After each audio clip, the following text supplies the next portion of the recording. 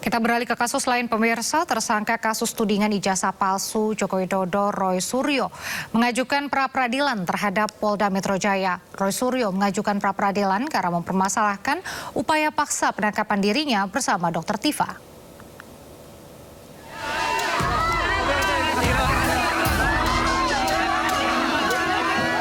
Permohonan pra-peradilan Roy Suryo didaftarkan pada Senin lalu dalam website Sistem Informasi Penelusuran Perkara SIPP Pengadilan Negeri Jakarta Selatan. Roy Suryo sebagai pemohon mempermasalahkan sah atau tidaknya upaya paksa penangkapan dan penggeledahan. Adapun termohon dalam pra-peradilan ini adalah Polda Metro Jaya, yakni Kapolda Metro Jaya dan Direskrimum Polda Metro Jaya, serta tim penyidiknya, Jaksa Agung, Jampidum, dan Kejaksaan Tinggi Jakarta. Kuasa hukum Roy Suryo menyatakan sejak awal penangkapan terhadap Roy dan Dr. Tifa, pihaknya keberatan dengan upaya paksa yang dilakukan Polda Metro Jaya. Tim kuasa hukum menilai mekanisme penangkapan dan penahanan yang dilakukan Polda Metro Jaya melebihi kewenangan. Dari Jakarta, tim liputan iNews melaporkan. Sekjen Pradi Bersatu Ade Darmawan menilai langkah Roy Suryo CS mengajukan pra-peradilan sebagai suatu yang janggal dan memiliki agenda politik tersendiri. Sementara kuasa hukum Roy Suryo Ahmad Khozinuddin menyebut pra-peradilan sebagai langkah pencegahan saja dan bisa dicabut. Pihaknya pun kini bersiap menjalani pokok perkara di Pengadilan Negeri Jakarta Timur. Apa yang mau digunakan oleh putusan Prapit ini? Apakah ini pintu masuk atau ada sesuatu di sini untuk digunakan putusan ini? Jadi saya melihat bahwa ini tidak ada relevansi presiden digugat. Ada apa kok presiden ikut digugat gitu loh? Baik. Ya kan ada agenda tersendiri ini, Mbak Diandra. Kalau Baik. saya lihat dari perspektif politik ini ada politiknya. Ini sudah tidak murni lagi hukum. Kenapa? Karena kalau bicara hukum, Mbak Diandra, ngapain kita menggugat Prapit ketika klien kita sudah berada di luar, gitu loh. Lebih fokus kepada apakah ini bagian dari upaya setelah melakukan mendapatkan penangguhan. Tidak, ini kan sudah diajukan, yang itu sifatnya preparansi ya. Jaga-jaga sebagaimana Dr. Tifa akhirnya sudah melakukan proses pembatalan atau rencana untuk melakukan pencabutan, dan itu teknis saja. Nanti pada panggilan pertama ketika para pihak dihadirkan dan akan ada pencabutan ya bisa dicabut, tapi kalaupun mau lanjut ya tinggal lanjut, itu teknis saja. Tapi saya ingin mempersiapkan kita publik masyarakat kepada pokok perkaranya, jadi pembuktian kasus ijazah palsu yang memang sudah ditunjuk pengadilannya adalah Pengadilan Negeri Jakarta Timur. Sehingga ada dua hal yang mungkin terjadi, bisa saja nanti berkas dilimpahkan sehingga proses pra peradilan dengan gugur karena pokok materinya sudah menjadi satu kesatuan yang sedang diproses di perkara pokok, atau yang kedua memang nanti bisa menunggu pra peradilan sampai ada putusan sepanjang tidak ada proses pencabutan di tengah jalan. Sementara itu tersangka pencemaran nama baik ijazah Jokowi, Dr. Tifa mencabut permohonan pra-peradilan atas penangkapan oleh Polda Metro Jaya. Pembatalan gugatan pra-peradilan ini dilakukan seiring dengan keputusan Kejaksaan Negeri Jakarta Selatan yang tidak melakukan penahanan terhadapnya.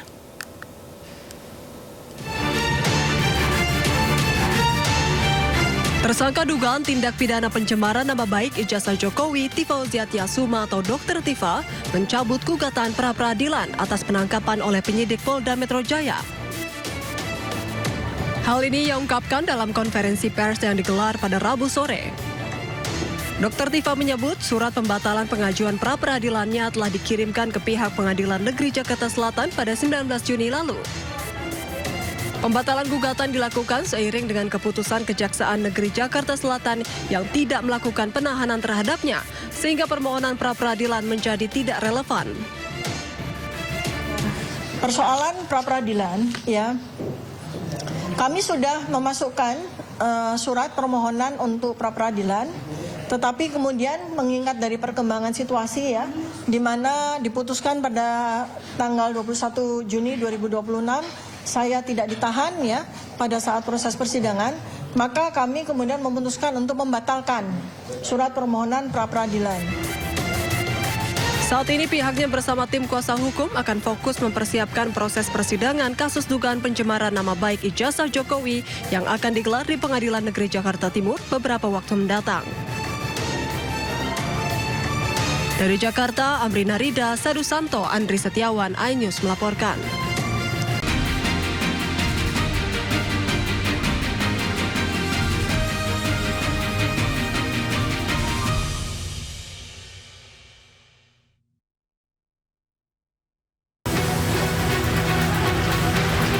Lima toko di kawasan perumahan Pesona Anggrek, Kota Bekasi, Jawa Barat, ludes dilalap si jago merah. Kobaran api dan asap hitam membumbung tinggi dan membuat panik warga sekitar. Kebakaran dekat rumah aku persis, ya Allah, belakang rumah aku persis. Petugas pemadam yang tiba di lokasi pun berupaya untuk memadamkan api. Api pertama kali terlihat dari sebuah toko kelontong yang diduga merambat ke 4 toko lainnya yang dalam kondisi tutup. Api berhasil dipadamkan dalam waktu 1,5 jam dengan 5 unit mobil pemadam kebakaran dan 1 rescue yang dikerahkan ke lokasi kejadian. Tidak ada korban jiwa dalam insiden ini. Kerugian materi pun masih dalam pendataan. Petugas kepolisian masih terus mendalami penyebab pasti kebakaran ini. Dari Bekasi, Jawa Barat, Rahmat Hidayat, iNews melaporkan. Kebakaran ban di depan SPBU Sorpus akibat bendera yang dihapus. Aparat Polresta Sorong Kota membubarkan blokade di Jalan Jenderal Sudirman, Kota Sorong, Papua Barat Daya, Kamis dini hari. Blokade berawal dari penindakan aparat terhadap gambar bendera bintang kejora di depan SPBU Sorpus. Selamat malam adik-adik yang dari Kampung Baru mau ke Sorpus. Mohon untuk tidak melewati jalan depan. Seorang pria nyaris terbakar setelah sepeda motor yang dikendarainya tiba-tiba memercikan api. Warga sekitar langsung memadamkan api agar tidak merembet ke SPBU.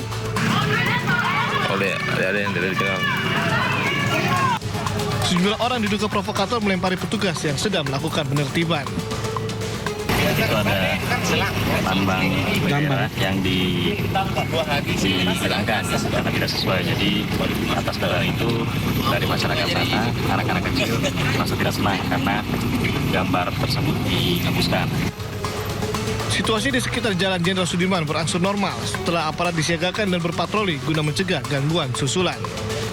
Dari Sorong, Papua Barat Daya, Chandri Suripati, iNews melaporkan. Iya bang,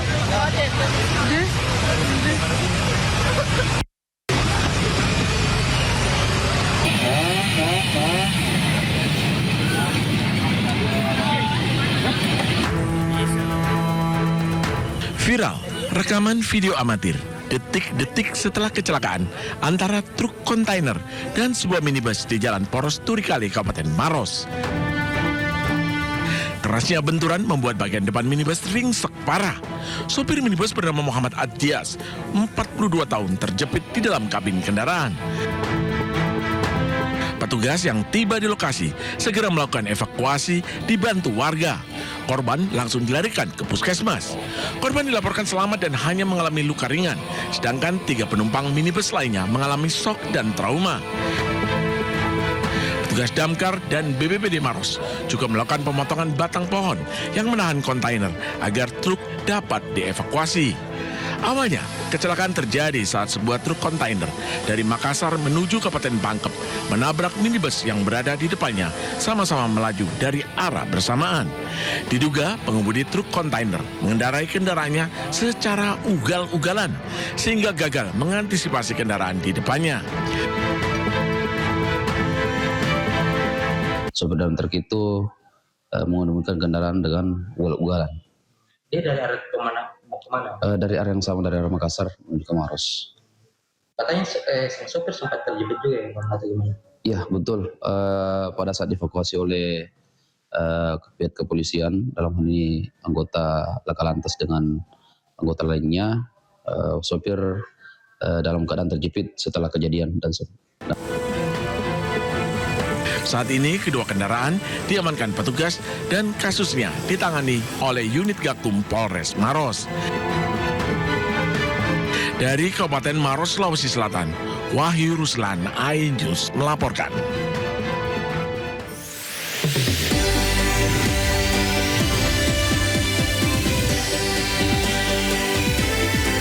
calon manajer Koperasi Desa Merah Putih meninggal dunia saat mengikuti pelatihan militer.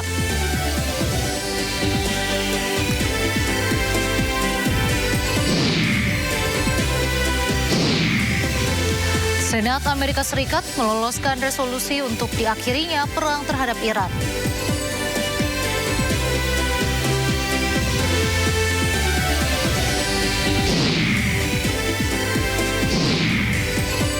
Gempa bumi magnitudo 7,5 mengguncang Venezuela, merobohkan sejumlah gedung.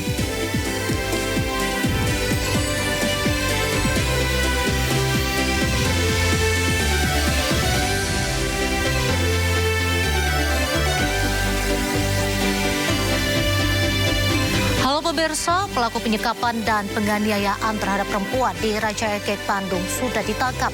Namun apakah kasusnya selesai? Muncul dugaan bahwa kekerasan yang dilakukan bukanlah peristiwa tunggal. Ada indikasi korban lain yang pernah mengalami peristiwa serupa. Bersama saya, Raisa Nadia, Anda menyaksikan Sindo Sore. Pemirsa, tekad menjadi manajer Koperasi Merah Putih berujung duka. 3 calon manajer Koperasi Desa Merah Putih meninggal dunia saat mengikuti pelatihan militer.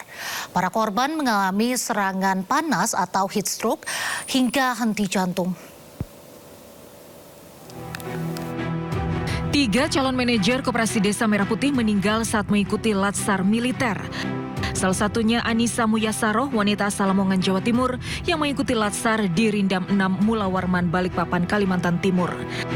Anissa yang berusia 26 tahun mengalami serangan panas atau heat stroke.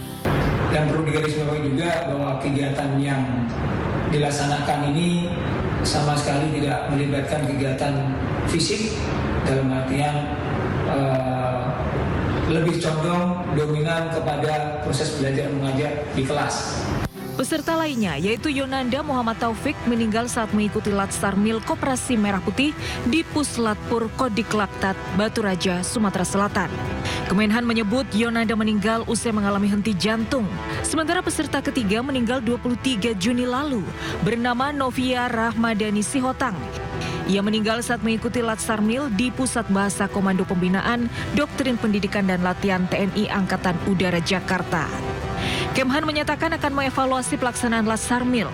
Kabiro Informasi Pertahanan Sekjen Kemhan, Brigjen TNI Riko Ricardo menyatakan keselamatan dan kesehatan peserta merupakan prioritas utama dalam penyelenggaraan program. Latsar militer wajib diikuti puluhan ribu calon manajer Koperasi Desa Merah Putih. Latsar mil berlangsung 45 hari, 30 hari diantaranya merupakan latihan semi-militer. Tim Liputan iNews melaporkan. Seorang ASN wanita ditemukan tewas di dalam mobil di parkiran Bandara Juanda, Sidoarjo. Diduga kuat korban sudah tewas saat dibawa ke parkiran dan sengaja dibuang oleh teman prianya. Pengunjung dan petugas geger setelah menemukan jasad wanita di dalam mobil plat merah di parkiran Bandara Juanda, Sidoarjo, Jawa Timur. Korban RJS merupakan ASN pejabat sekretaris Dinas Permukiman Pemkab Bangkalan, Madura. Jasad korban ditemukan di kursi penumpang depan, sementara mobil terkunci dari luar.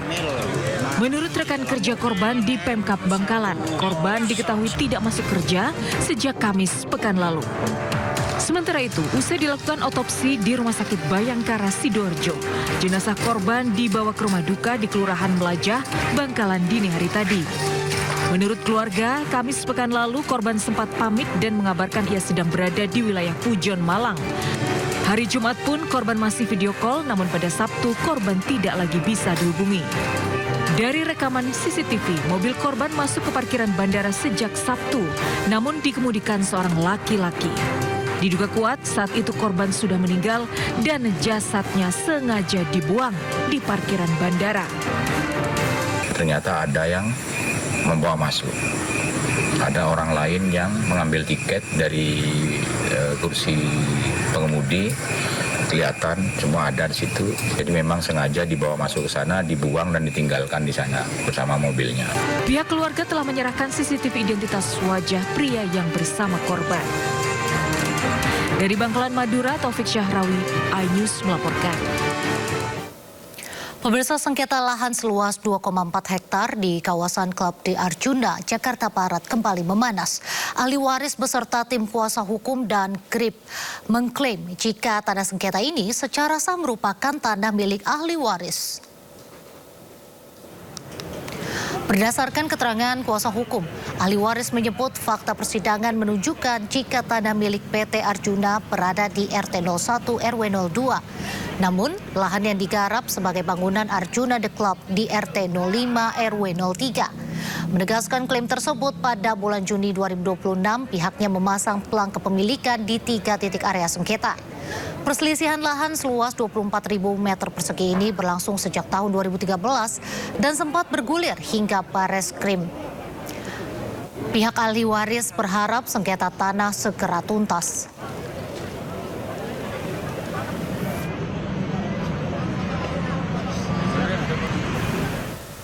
Usai dieksekusi oleh Pengadilan Negeri Jakarta Pusat, ex-Hotel Sultan pun dikosongkan.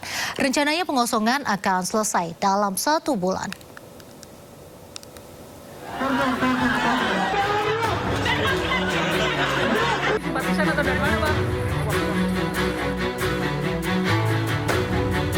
Pasca eksekusi, Pengadilan Negeri Jakarta Pusat terus mengosongkan ex-Hotel Sultan. Barang-barang dari hotel dan apartemen dikemas dan dipindahkan ke beberapa gudang penyimpanan yang berada di kawasan Cikarang, Bekasi, Jawa Barat. Pusat Pengelolaan Kompleks Gelora Bung Karno menargetkan pengosongan Hotel Sultan selesai dalam waktu 1 bulan. Barang-barang yang diamankan tidak hanya berada di lobi hotel, tetapi juga seluruh barang yang ada di kamar hotel. Nantinya barang-barang ini akan disimpan selama 6 bulan sesuai penetapan pengadilan.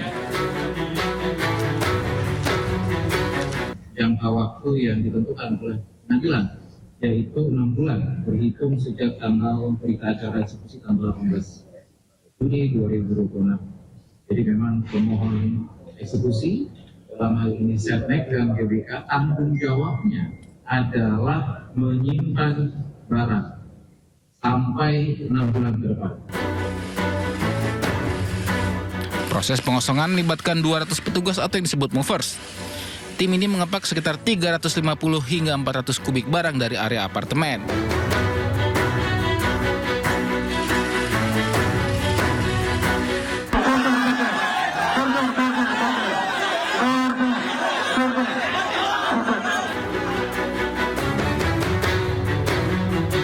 Sebelumnya, Hotel Sultan dieksekusi pada 18 Juni 2026 lalu.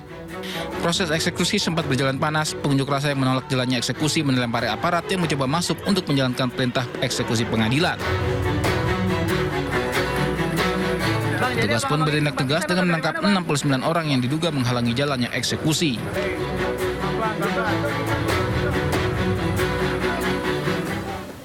Komisi Pemberantasan Korupsi akan melelang barang rampasan milik terpidana korupsi sertifikasi keselamatan dan kesehatan kerja di Kementerian Ketenagakerjaan. Sejumlah aset yang akan dilelang, beberapa diantaranya milik ex-Wamenaker Immanuel Ebenezer.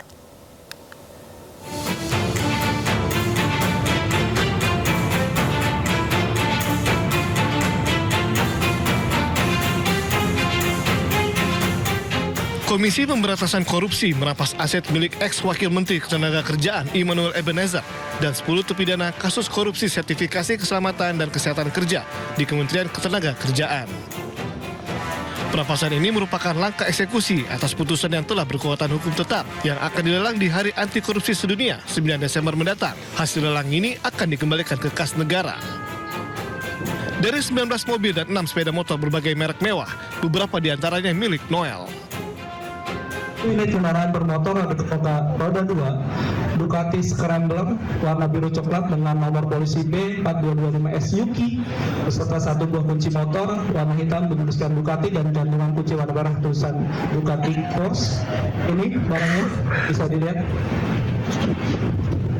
Ini yang dirampas untuk negara untuk perkara Immanuel Ebenezer. Oke, lanjut. Kemudian barang bukti yang dirampas negara dan diperhitungkan sebagai uang pengganti ya tadi ada mobil baik BJ40, mobilnya ada di sebelah sana, ya di arah sana. Nanti silakan bisa dilihat. Kemudian ada uang 3 miliar. Uang ini ada di rekening penampungan KPK. Selain kendaraan, barang-barang yang dirampas terdiri dari uang tunai, tanah, bangunan, perhiasan dan emas, hingga barang mewah seperti tas yang kini disimpan di rumah penyimpanan benda rampasan KPK di kawasan Cawang, Jakarta Timur. Dari Jakarta, Kevin Pakan, Jonathan Simanjuntak, dan Surya, iNews melaporkan. Kejaksaan Tinggi Jakarta menetapkan dan menahan 3 tersangka baru dalam pengembangan perkara dugaan korupsi di lingkungan Kementerian Pekerjaan Umum. Para tersangka diduga terlibat kasus pemerasan gratifikasi proyek sumber daya air dan dugaan rekayasa proyek fiktif.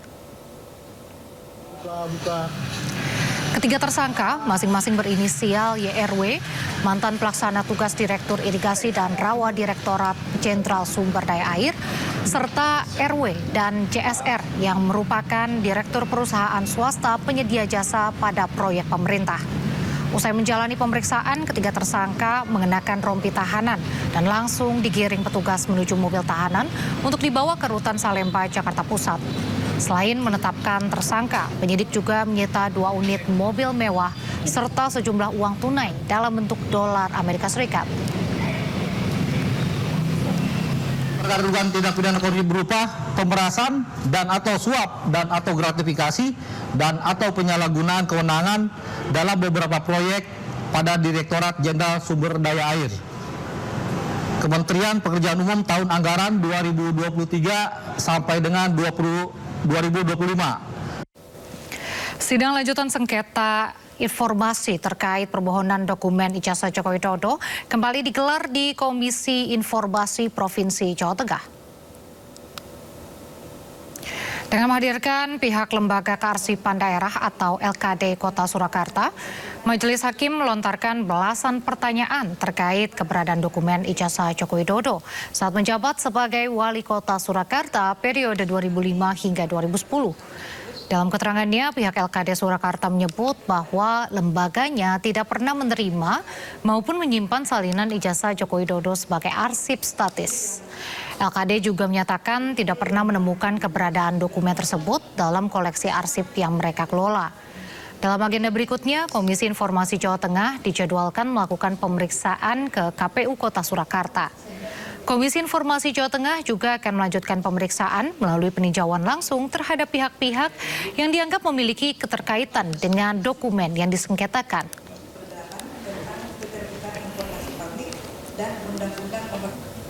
Pemirsa, istri polisi Polres Bau-Bau diduga mengambil dan menahan rapor milik seorang siswa SD di Kota Bau-Bau, Sulawesi Tenggara tanpa izin.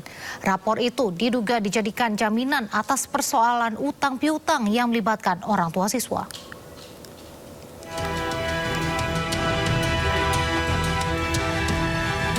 Persoalan utang piutang yang diduga melibatkan orang tua siswa berujung pada dugaan penahanan rapot seorang siswa SD Negeri 3 Bau-Bau, Sulawesi Tenggara. Rapot diduga diambil oleh seorang istri polisi Polres Bau-Bau berinisial S saat pembagian rapot kenaikan kelas pada tahun lalu. Terduga pelaku datang ke sekolah mengaku sebagai tante siswa. Karena percaya dengan pengakuan tersebut, guru wali kelas menyerahkan rapot kepadanya. Keluarga siswa SD mengaku baru mengetahui rapot keponakannya telah diambil setelah mengonfirmasi ke pihak sekolah pada April 2026. Setelah melakukan klarifikasi, oknum Bayangkari tersebut mengaku mengambil rapot atas inisiatif sendiri dan menjadikannya sebagai jaminan atas utang 2 juta rupiah. Dia bilang ke saya bahwa dia panggil saya kan Mimi, Mimi, saya mendampingi ambil rapor. Saya bilang, Mimi, nama saya sudah lewat, kenapa saya tidak dipanggil-panggil namaku untuk ambil rapor? Saya bilang, tunggu nah, sebentar, nanti selesai mungkin baru kita ambil rapor. Setelah saya naik di meja wali kelas, ternyata tidak ada rapor itu, masih tetap map yang diisi kertas rapor tadi itu. Sementara itu, Kasubmas Polres Bau-Bau, Ibtu Rino Asnan mengatakan laporan tersebut telah diterima dan kini masih dalam penanganan Satreskrim Polres Bau-Bau. Jadi terkait informasi istri polisi tersebut, saat ini kami dari Polres Bau-Bau baru menerima laporan dari pelapor. Lanjutnya apa nanti, Pak? Jadi saat ini Satreskrim Bau-Bau masih melakukan penyelidikan atas laporan yang korban melaporkan terkait mengambil rapor anaknya tanpa izin. Hingga kini, rapor siswa tersebut masih belum dikembalikan. Pihak keluarga berharap penyelidikan dilakukan kepolisian dapat memberikan kepastian hukum, sekaligus memastikan hak siswa untuk memperoleh rapor dan melanjutkan pendidikannya tidak lagi terganggu. Dari kota Bau-Bau, Sulawesi Tenggara, Andi Eba, iNews melaporkan. Memiliki prestasi di bidang olahraga ternyata tidak menjamin bisa langsung diterima di SMA negeri. Najwa Putri Ayu Pranita, atlet dayung peraih 2 medali perunggu, justru tersingkir dari SPMB jalur prestasi. Nasib pilu dialami Najwa Putri Ayu Pranita, atlet dayung berprestasi asal kota Probolinggo, Jawa Timur. Meski berhasil meraih 2 medali perunggu pada ajang Porprov Jawa Timur 2025 lalu, siswi SMPN 2 ini harus menerima kenyataan pahit gagal diterima di SMA negeri. Prestasi yang ia miliki tidak menjamin keberhasilannya pada seleksi sistem penerimaan murid baru jalur prestasi non-akademik. Tidak puas dengan hasil yang ia terima, ia lalu mengadu pada anggota DPRD. Pokoknya ya semoga tahun lalu tidak seperti saya. Ada temannya yang diterima kah melalui jalur prestasi? Ada. Dalam rapat Komisi 1 DPRD terungkap kegagalan Najwa diterima di sekolah negeri bukan karena minim prestasi, melainkan karena kesalahan administrasi ketika pendaftaran online.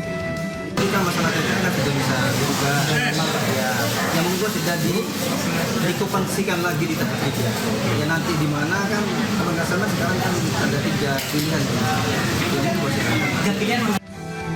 Kini keluarga dan juga pihak SMAN 4 berharap agar Dinas Pendidikan Provinsi Jawa Timur bisa membantu mencarikan solusi, termasuk memberikan kesempatan revisi bila terdapat perbedaan data. Dari Probolinggo, Jawa Timur, Hana Purwadi, iNews melaporkan. Warga terdampak bau sampah di sekitar tempat pengolahan sampah terpadu Bantar Gebang, Kota Bekasi, mengeluhkan berkurangnya uang kompensasi yang mereka terima. Dari Rp1.200.000 setiap 3 bulan, kini hanya menerima Rp800.000.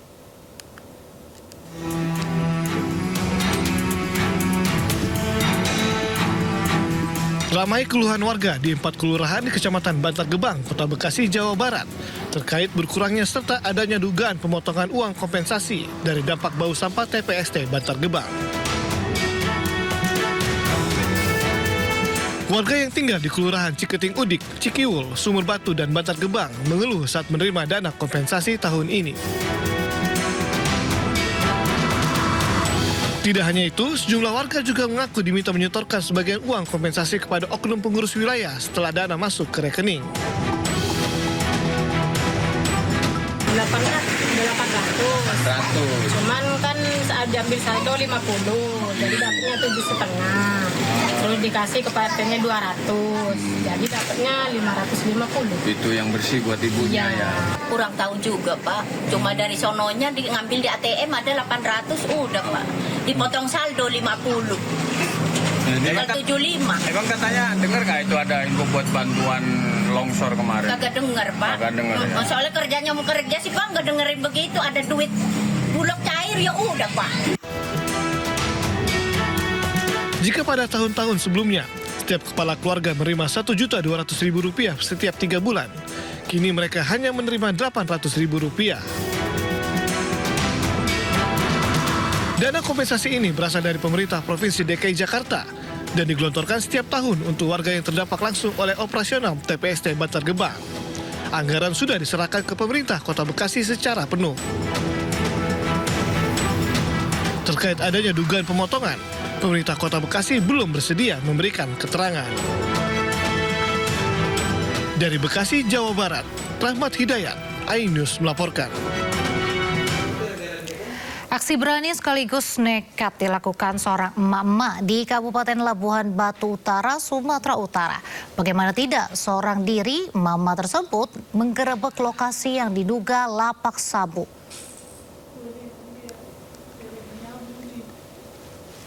Tanpa rasa takut, mama ini mendatangi sebuah rumah di lingkungan 2 Kampung Baru, Kelurahan Aek Kanopan Timur, Kecamatan Kuala Hulu, Kabupaten Labuan Batu Utara.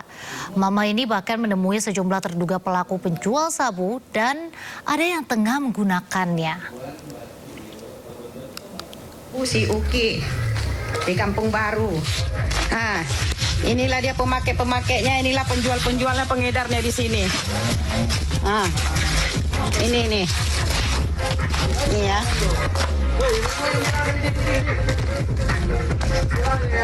Ini lapak bandar sabu si Uki. Lapak bandar sabu si Uki nih. Ini dia.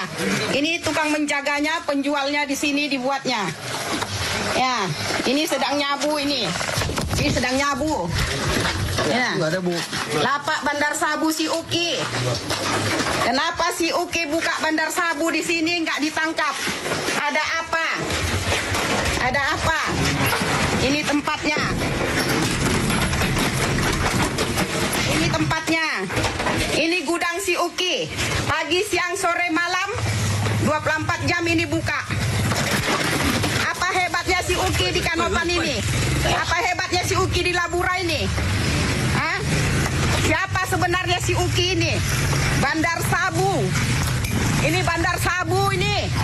Lapak bandar sabu pas di samping rumahnya. Rumah bandar sabu di samping rumahnya lapaknya. Ini rumahnya. Apa hebatnya si Uki ini makanya bisa dia buka? Hah? Apa hebatnya? Udah hebat kau rasa kau Uki, keluar kau Uki. Keluar kau. Ini keretanya ini, entah kereta-kereta dari mana ini. Ini kereta gadian-gadian orang. Ada yang copetan, ada yang apa ini semua ini. Ini kereta ini. Itu orangnya di dalam itu suami istri. Makan enak, pakai segala-galanya. Mau hidup sendiri. Rumah bandar sabu ini. Usai diviralkan mama tersebut, Polres Labuhan Batu mendatangi barak yang diduga lapak narkoba. Sesampainya di gubuk tersebut, polisi menemukan gubuk kosong.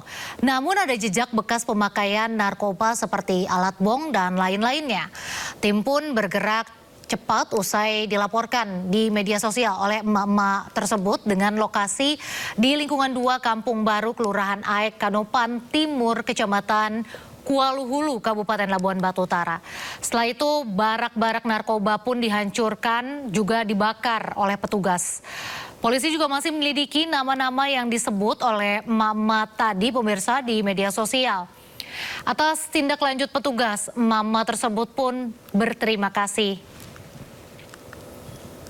Inilah tanggap cepat menyikapi video saya menyangkut lapak-lapak narkoba yang ada di Aek Kanopan.